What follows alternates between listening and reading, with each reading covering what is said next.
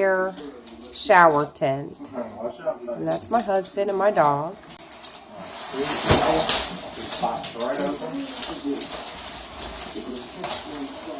It's way bigger than I thought it was, which is great.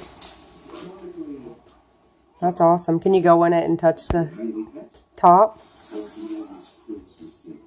Is it big enough for you to stand up in? My head would probably touch the top, but I'm 6 feet tall.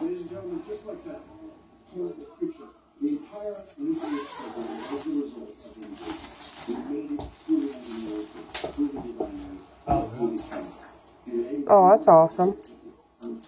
And there's a window on the other side. You can stake it to the ground if you want to. And I was surprised at how easy it collapsed.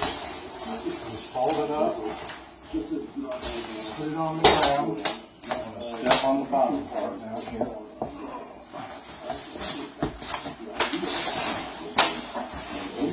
Fold it in on itself. It's not going to break.